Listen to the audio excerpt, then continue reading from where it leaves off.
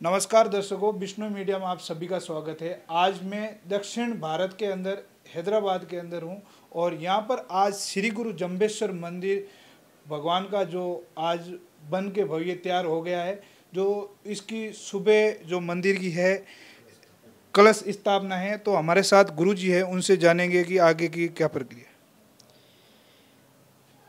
हमारे दक्षिण भारत में ये सबसे पहला जंबेश्वर भगवान का मंदिर बना और यहाँ सभी प्रवासियों ने अपना तन मन धन लगा करके गुरु भगवान की धर्म की जो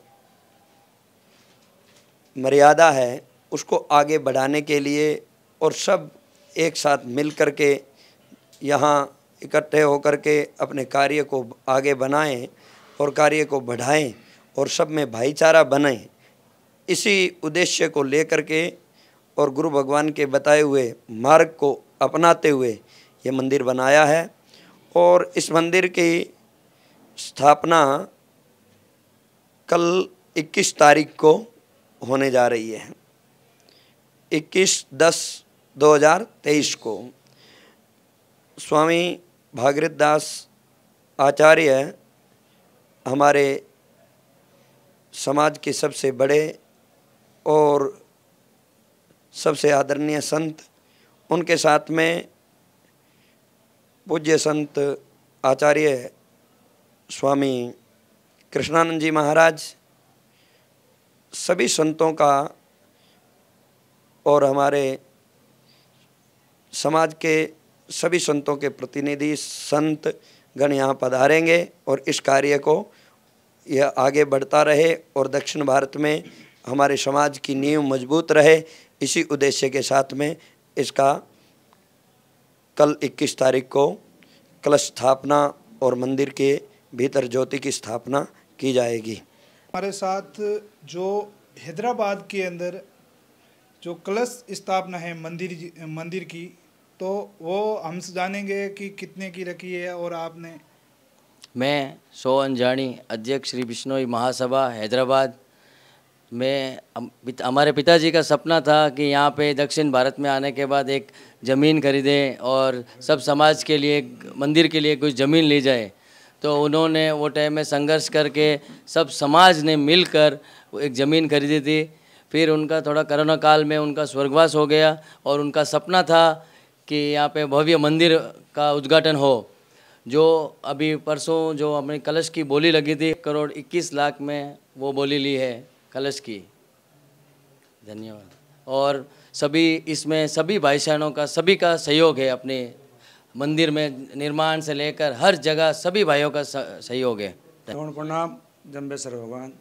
मैं बिरदाराम जा की बोली 25 लाख में ली है और अपने दक्षिणी भारत में पहली बार जंबेश्वर भगवान का मंदिर बनाए। तो मेरी सोच थी कि ध्वजा की धर्म की ध्वजा जो सबसे ऊपर होती है वो मेरे मन में आई और मैंने वो ले आई मेरे को। बोलो गुरु जंबेश्वर भगवान की जय। ये बात कि यहाँ हमारे दक्षिण भारत में जो बोली लगी है, आज पूरे समाज के लिए गौरव की बात है कि पूरे समाज में आज तक मंदिर के लिए कलश की जो बोली लगी है वो 1,21,00,000 रुपए की बोली सबसे ऊपर रही है और ध्वजा की बोली 25 लाख रुपए की, वो भी बहुत ऊंची तक गई है। और इसी प्रकार यहाँ आगे भी अनवर्त बोलियाँ जो लगी थी 9 बोलियाँ, उनका भी लोगों ने बड़े प्रेम और भाव और श्रद्धा से उन बोलियों को स्वीकार किया है। तस्वीर के लिए जो बोली जो कही गई थी उसमें श्रीमान बाबूलाल जी, कमलेश जी, बिरदाराम जी गोदारा, कोटड़ा निवासी, जिन्होंने 11 लाख रुपए में ये बोली स्वीकार की। और उसके बाद में अमर ज्योति की अडिग ज्योत के लिए, अखंड ज्योत के लिए जो बोली की गई थी, बोलियां बोलते आ रहे थे, मगर 11 लाख रुपए की जो बोली थी वो दोनों गोती भाइयों ने, हमारे मारवाड़ी में कहते हैं जाति भाइयों ने, मोहनलाल जी जियाराम जी खिलेरी अकोली सांचौर, देखो कितना अच्छा संयोग है।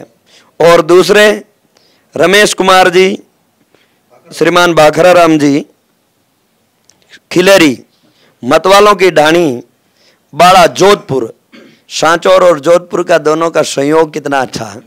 मगर इतना प्रेम भाव यहाँ से पता लगता है कि यहाँ कोई जाति और कहीं स्थान का भेदभाव नहीं है। कई जगहों पे स्थानों का भेदभाव हो जाता है, मगर यहाँ दक्षिण भारत में इन लोगों का आपसी इतना प्रेम, कोई बिना भेदभाव के। और उसके बाद में जितनी भी बोलियां बोली गई है उनमें अगली बोली आरती के लिए श्रीमान रघुनाथ जी सुपुत्र श्रीमान रामकिशन जी जानी मोखावा, जिन्होंने 6 लाख रुपए में स्वीकार की। उसके बाद में नगाड़ा की बोली श्रीमान ललित कुमार जी सुपुत्र सुजाना राम जी खिलेरी पूर्व निवासी, जिन्होंने 3 लाख रुपए में। उसके बाद में शैताना राम जी रिडमल राम जी ढाका अचलपुर निवासी, जिन्होंने 3 लाख रुपए में घंटे की बोली ली।